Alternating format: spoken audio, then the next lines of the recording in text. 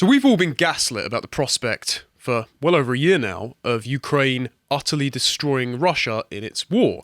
Anyone who has suggested that the US or Europe and other powers might have some financial interests that go beyond supporting the bastion of transparency and democracy that is Ukraine, spearheaded by a person beyond any scrutiny whatsoever, Volodymyr Zelensky. If you've said that, then you're a conspiracy theorist or a Putin apologist. But it feels quite, well, bittersweet now that we've had a massive document dump of classified documents on Discord that's been dubbed Digileaks that gives us insight into just how Ukraine is doing, and it doesn't bode well for the country, and it doesn't bode well for our pocketbooks, considering if they really want to win this thing, we're going to be paying for it in perpetuity. And I'm only talking about it exactly because we're all still paying for it. So, if you want more inconvenient truths, you can go over to our website and watch content like this. Please pay us as little as £5 a month because we've been demonetised by YouTube, and we would like to keep the lights on and bring in more great guests like the wonderful Mary Harrington, who has spoken about the unpopular truths of how feminism is destroying the lives of women today and how we can reconstitute our relationships in the face of cyborg theocracy.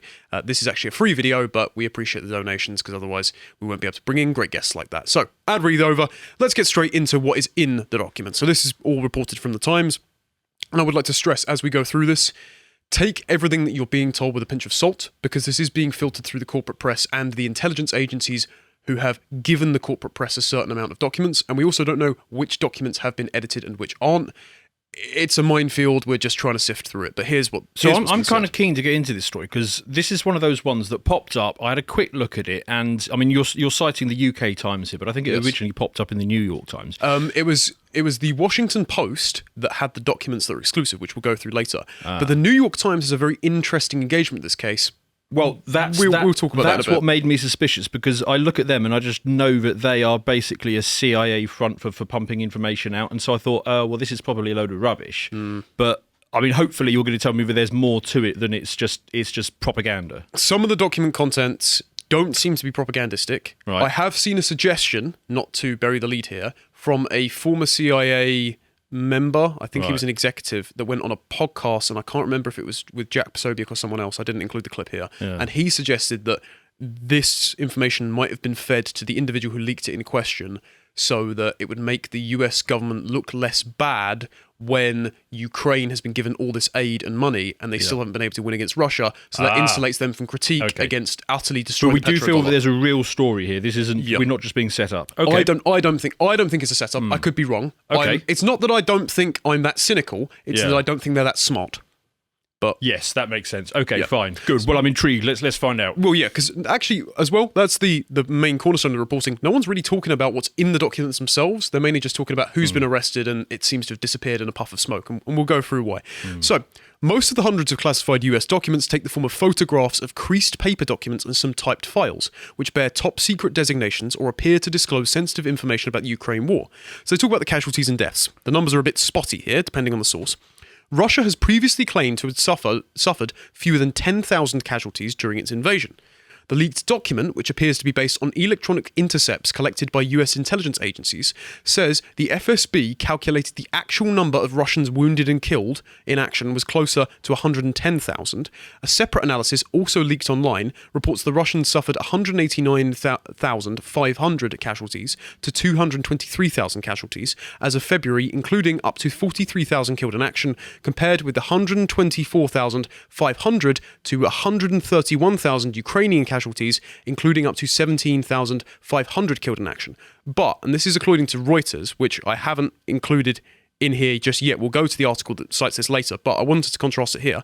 Reuters said one document posted on social media said 16 to 17,500 Russian forces have been killed. Yeah, I was going to say, those numbers that you gave before, well, I mean, I wasn't sure about that because the Russian number sounds at the top end of what I would consider believable. Yeah, and that's what the State Department are putting out. And the Ukrainian number sounds at the very bottom end of what I would expect. Yeah. Because, I mean, you see the actual numbers that they put up on the proper mainstream news, and it's something like, Russians have suffered about 4 million casualties at this point, and that Zelensky is on the verge of marching into Moscow, and that Ukraine has suffered like 4 casualties or something like that, and you just know that it's completely wrong. But the second numbers, give me those second numbers again, because that sounded 16,000 to 17,500 had been killed. Russians? Yes. Okay, and does it tell us how many Ukrainians? Not in this one, no. So it's going by the Ukrainian numbers that have been given in other ones. Because that number, that sounds a lot more believable to me. It even sounds quite low, considering the fact as well, and there was a unheard writer who was speaking to Peter Carwell on Talk TV on Saturday that said about this. We actually don't know exactly which cities are under Ukrainian and Russian control, because the other week we had we were told that a certain city was under Ukrainian control, and then we see Vladimir Putin in it, like doing photo ops. And it's like, okay, well, it's very difficult to actually understand who controls what now. This is the problem with understanding this, because a lot of people who aren't military, and I'm not a military person myself, they just look at the amount of territory on a map as to who nominally controls it, and they decide who's winning. The thing is, controlling open, flat ground doesn't mean a damn thing. It's whether it has any strategic importance. You can easily give up land if people are going to basically feed people into it. You can then put your artillery shells on. So, I mean, making heads nor tails of this, but that sounds, I've got to say, about right. It also says in here that the Ukrainian losses obviously amount to more than 70,000. So that's a pretty staggering death blow. Then it's talking about the negotiations period, which is quite interesting. Negotiations to end the conflict are unlikely during 2023 in all considered scenarios, according to a document seen by the Washington Post. Another document found by the declassified UK website claimed that Britain has sent 50 special forces troops to Ukraine, 3 times as many as other Western powers, including the US and France. So we always thought it wouldn't be a proxy war. We always thought there'd be covert operations going on. But the UK has sent 3 times the number of troops as the US and France, and they're engaged in, if not training, which the US we know has done, direct engagement with enemy forces. Yeah, I mean, I went through a phase of reading a whole load of the Special Forces books when I was in my early 20s, and they always had a section in it about how it was quite common for Special Forces to go to aid militaries that we wanted to help and dress up in the uniforms of the locals and basically do stuff for them, everything from training to, sabotage missions mainly. So I can well believe that. Yeah, well, the 16th of April last year, I was on GB News on a panel with a former member of the Gladiators TV show who was a former... Jet, was it? No, he wasn't. No, it was the ITV reboot in the last few years, who was a former SAS Marine. And he said, I was over in Ukraine in the early 2010s, and we were training them up, and we knew they were all as of then, but we weren't allowed to say anything about it. Yeah. So, not great. Also, in this Times article, it says they've been spying on their allies for quite some time. So, this could be something that sort of sets me suspicious as to whether or not this is a PSYOP leak, because this looks really damaging for the US, in my opinion. So the leaks made clear that the NSA is listening in on conversations between President Zelensky and his advisors. The US has been spying on private communications involving Antonio Guterres, Secretary General of the United Nations, over concerns he is too accommodating to Russia, the documents suggest. Other leaders' conversations said to have been monitored include those of Israel and South Korea. As with Zelensky, it is probably not a surprise that the US intelligence would want to keep a close eye on Israel's mercurial and combative Prime Minister Benjamin Netanyahu, but the allegation deeply upset South Korea. South Korea has publicly said, although it provides humanitarian aid to Ukraine, it will not send arms. To be fair, that one sounds like a bit of a gimme, because I'm pretty certain the Americans are spying on me, let alone Zelensky. Well, they are. So Josh and I actually covered in the weekend segments on October the 15th, it'll be linked in the description on our website, that Biden enacted something called National Security Memorandum on Partial Revocation of Presidential Policy Directive 28, which, to boil it down, go and watch the segment for the full breakdown, it expanded the scope of the Patriot Act to be global, and they don't have to tell you. And it was worded in a way that said, like, anyone who is a citizen of another country but subject to US interests will be they define US interests as absolutely everything. I mean, I'd be amazed if the Americans weren't spying on absolutely everybody, but they had the capability to do so. Yeah, seems like it. So look up Biden is spying on you as a segment on YouTube, or go for our website for more information on that. There's also Serbia playing both sides. If we go to the next article, one of the leaks says that the Serbians have been secretly arming the Ukrainians while cozying up to the Russians, which seems suicidal. In a chart entitled Europe Response to Ongoing Russia-Ukraine Conflict, the document revealed that Serbia had declined to provide military training to Ukrainian forces, but had committed to supply weapons or had sent them already. The chart sets out the assessed positions of 38 European countries in response to Ukraine's request for military aid to counter the invasion. The chart, dated March the 2nd, and labelled NOROFN, which means no foreign nationals, a code that prohibits its distribution to foreign militaries and intelligence agencies, also said that Serbia had the capacity and political will to provide further weapons. President Vučić of Serbia has yet to comment on the leak. His government, which has close economic and cultural ties with Russia, has tried to assert its neutrality in the conflict, balancing its links to Russia with its long-term goal of joining the European Union. So that would be why they're supplying Ukraine with arms and have been very hush-hush about it. But Serbia are playing piggy in the middle here, and no wonder they've wanted to keep that quiet, because they're not exactly in the best location to not suffer consequences from Russia either. Also, from the First Times article, Mossad supporting protests in Israel against Netanyahu's proposed judicial reforms have also been spied on. Russian officials are recorded in the documents boasting that the United Arab Emirates has agreed to cooperate with them against the US and UK intelligence, which is a claim that has been categorically denied by the UAE. So we've got another partner nation that is very heavy in oil moving into BRICS. And Egypt, long a recipient of US military aid and arms supplies, was preparing to covertly provide Russia with 40,000 rockets as well as artillery rounds and gunpowder, according to a document seen by the Washington Post. So we really are seeing the realignment of lots of countries into parallel economic blocks, something that we've been talking about for quite a while, and something you've been talking about in Brokenomics. So more evidence that the intelligence agencies are enemy of the people. If we go to the Washington Post, there's a timeline of the leaks here. And it says, all winter, OG, which was the acronym for the person who uploaded these leaks, uploaded documents to the server. No one talked about sharing them elsewhere. Then, unbeknown to the group on February 28th, another teenage user from the Thug Shaker Central server, which is where these had been dropped, so the members of GTA San Andreas are taking down the American government, apparently, began posting several dozen photographs showing classified documents on another Discord server affiliated with the YouTuber Wow Mao. Some of the documents offered detailed assessments of Ukraine's defense capabilities and showed how far US intelligence could see into Russia's military command. On March the 4th, 10 documents appeared on Minecraft Earth Map, Gamers Rise Up, a Discord server focused on the popular video game. A user operating the account that posted the smaller tranche of images told the Post they obtained them on WowMow. On April 7th, Eric Toller, Director of Research and Training at Bellingcat, reported on the existence of the original Discord server where OG had posted the documents, and they began to spread on Twitter. OG told his online companions that the government hid horrible truths from the public. He claimed, according to the members, that the government knew in advance that a white supremacist intended to go on a shooting rampage at Buffalo Supermarket in May 2022. The attack left 10 dead, all of them black, they capitalised black here, and wounded 3 more. OG said that federal law enforcement officials let the killings proceed so they could argue for increased funding, a baseless notion, according to the Washington Post, that the member said he believes and considers an example of OG's penetrating insights about the depth of government corruption. So the intelligence agencies were manufacturing consent for their expanded scope and funding by allowing terror attacks to happen. I mean, I don't know if it's true, but it feels true. It wouldn't be shocking. Yeah. So we can't verify any of these, of course, because we don't have the documents in front of us.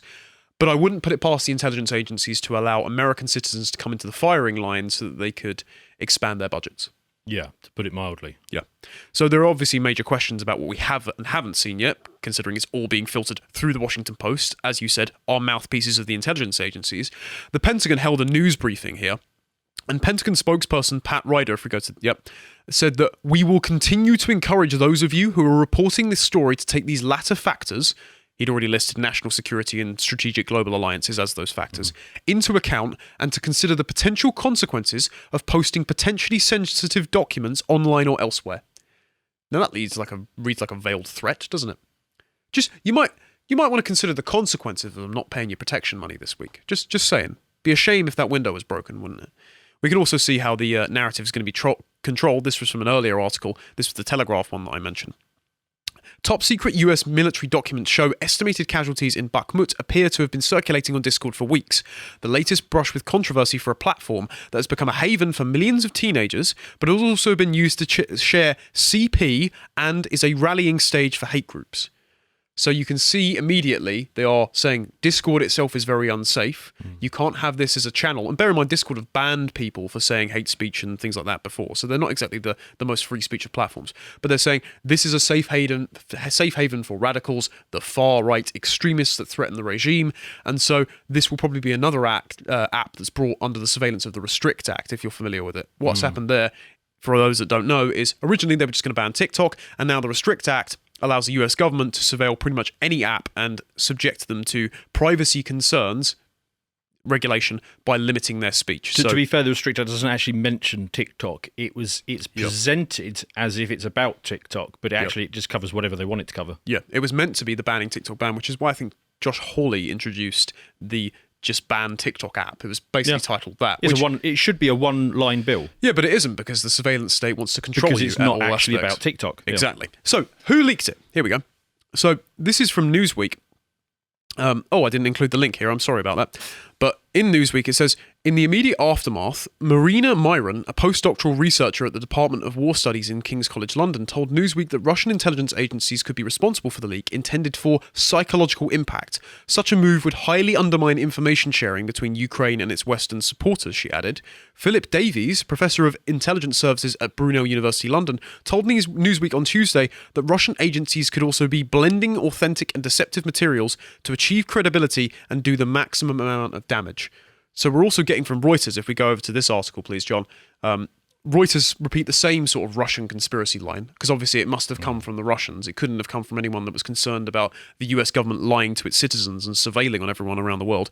Russia or pro-Russian elements are likely behind the leak of several classified US military documents posted on social media that offer a partial month-old snapshot of the war in Ukraine. Well, even if it was a month-old snapshot, there's a big discrepancy between 16 to 17,000 and 200,000, isn't there? It's so damn lazy as well. I mean, you give any criticism borrowing billions, sending it over there so that we can line young Ukrainian men up to basically wander into Russian artillery. Yeah. A stupid thing, obviously, a stupid thing. And you have any criticism of that, and they always come back with the Putin shill or the Russian misinformation. It's such a lazy comeback to it. Yeah, and it's always the intelligence agencies that are feeding it through these Bill and Melinda Gates Foundation funded press outlets to make sure that any enemy of the regime is smeared as a conspiracy theorist.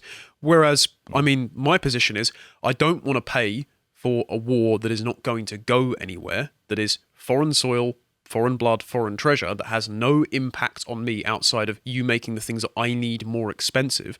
And also, I don't want a bunch of Ukrainian men who are perfectly entitled to want to defend their homeland, who are, through no fault of their own, it is that their government was overthrown in a US-backed coup in 2014.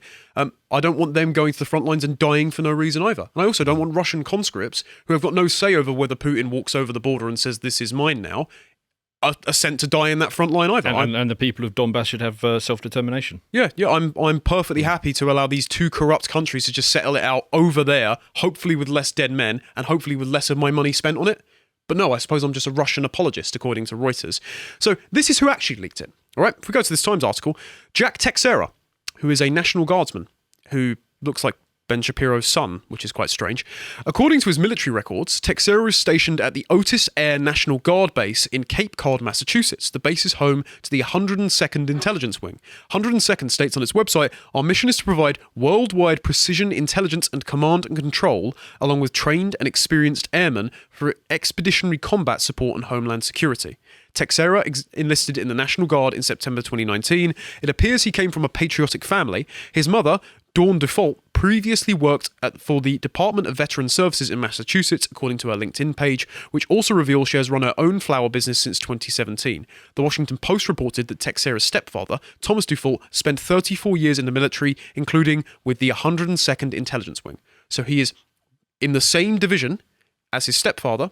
His mother worked for the Department of Veterans Affairs. They are homegrown American patriots. But no, they're just Russian agents. They have absolutely no reason to object to the American government lying and possibly getting into an escalatory situation that would send actual American boys overseas to die for this futile cause as well. Totally unjustified. But here come the smears in this article, right? Texera is believed to have been the leader of a group of between 20 and 30 young men who had shared a love of guns and racist jokes. Oh no, what a shame. Like most young men. The Discord server was named Thug Shaker Central, and Texera's nickname OG may stand for Original Gangster. Members of the group told the New York Times that the airman was the undisputed leader of the community and was older than most of the others, many of whom are teenagers. This guy was a Christian, anti-war, just wanted to inform some of his friends about what's going on, a 17-year-old recent high school graduate said of Texera. We have some people in our group who are in Ukraine, we like fighting games, we like war games. In his online conversations, Texera is said to have talked of the US and the intelligence community as a sinister force that sought to suppress its citizens and keep them in the dark. He ranted about government overreach. Well, he's right. Way to prove him right. Oh, a Christian who's against the expansion of the government and the death of his fellow citizens and even Ukrainians. How far right? Because that's the real smear, isn't it? The Christian anti-war. That's the one thing they can't tolerate. Yeah.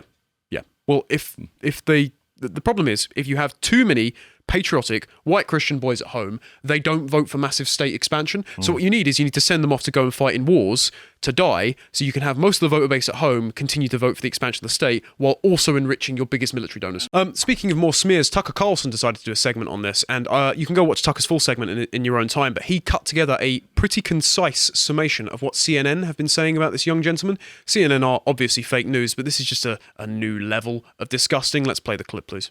Washington Post, as you know, reviewed video of this suspect yelling racial and anti-Semitic slurs. Is this a dangerous person? This air guardsman who's now been taken into custody had talked about being a gun enthusiast, had been at gun ranges. He's obviously a member of the military. And he's the big guy in the scene. Somehow he has access to this kind of information, and that makes him even larger. A person who thinks they know better than everyone else, they're smarter than everyone else in their view. And that this is a 21-year-old man. He's described as a gun enthusiast. Feels like, in some of these descriptions, somebody who's maybe hungry for power. Thank you for your psychologizing, obvious agents of the state. Former National Security Director at the NSA there as well. So regime mouthpieces, unashamedly disparaging the character of this man on CNN. But I don't know about you, I don't much care if he said an edgy joke in his time, or he likes to go down the firing range. I care about whether or not this is true. That was such basic bitch propaganda, that was. Yeah, obviously. Yeah. Because the talking heads have nothing to say or refute it with, because this looks really embarrassing for them. So let's change the subject and talk about the messenger rather than the message. Exactly, yeah. Interesting thing, though, and so the Washington Post had also tried to smear Texera as not a whistleblower here. I suppose it's only a whistleblower if he matters. Interesting thing that people have raised, how did he get this information? Now, there is the accusation that from the CIA that he's just a plant or he's a patsy. This article from the New York Post tries to explain that his job is with he's a cyber transport systems journeyman. So he would have not been working in intelligence analysis, but in the IT infrastructure. But even in his position, which is 2 ranks above newly enlisted airman, it might have given him some form of security clearance. And also, his job might have required him to work with sensitive communications channels. So it may just have been either he had the clearance to access it and nobody realised, or people might have been incompetent enough to not have had the communications channels as secure as they could have been, and someone who's slightly savvy could have just been reading it. Or he's some sort of mailroom boy that's shuttling this stuff backwards and forwards. Technologically speaking, yeah. That could be the equivalent. So I suppose don't lie to the American people to such an extent that actual patriots that are reviewing these documents might want to leak it online. Be transparent in governance. I know it's a radical thing to suggest That will never catch on. Yeah, so he got arrested. Of course he did. There's arrest footage here from Raw's alerts. If we go to the Twitter link, please, John, you can watch that in your own time. We're just putting it here so it's a source that you can use in future. His house was surrounded by lots of armed guards. The interesting thing about the arrest, though, they weren't the first on scene. The press. The New York Times were. So if we go to this New York Times article, Airman First Class Jack Douglas Texera was taken into custody to face charges of leaking classified documents after federal authorities said he had posted batches of sensitive intelligence to an online gaming chat group. In Washington, Attorney General Merrick Garland, in a brief statement, announced the arrest and said Airman Texera would be arraigned at the Federal District Court of Massachusetts. Mr. Garland said he was arrested in connection with the unauthorized removal, retention, and transmission of classified national defense information, a reference to the Espionage Act, which is used to prosecute the mishandling and theft of sensitive intelligence. As reporters from the New York Times gathered near the house on Thursday afternoon, about half a dozen FBI agents pushed into the home of Airman Texera's mother in North Dighton, with a twin-engine government surveillance plane keeping watch overhead. Some of the agents were heavily armed. Law enforcement officials learned before the search that the Airman Texera was in possession of multiple weapons, according to a person familiar with the investigation, and the FBI found guns at the house. How did the FBI arrive and stake out the place before the feds showed up? Who tipped them off? That is a question that we will not get answered. But the question we do have answered here is, what if you, an American patriot, objects to the way that all of your money is being spent on killing people overseas? What happens if you decide to inform the American public about what is really going on? Simple. The intelligence agencies, the American government, and all of the corporate press will conspire to come down on you like a ton of bricks and make sure that you are smeared as a racist, no matter how true what you have said is. Thanks for watching this segment from the podcast of the Lotus Eaters. I sincerely hope you enjoyed it. If you fancy exploring more of the work that we do, you can subscribe to our website, lotuseaters.com, for as little as £5 per month to access all of the premium work that we do. We also have a merch store, which you can access at merch.lotuseaters.com. And if you'd like to find out about more that we're doing on the website and elsewhere, you can follow us on Getter at lotuseaters_com. Thank you and goodbye.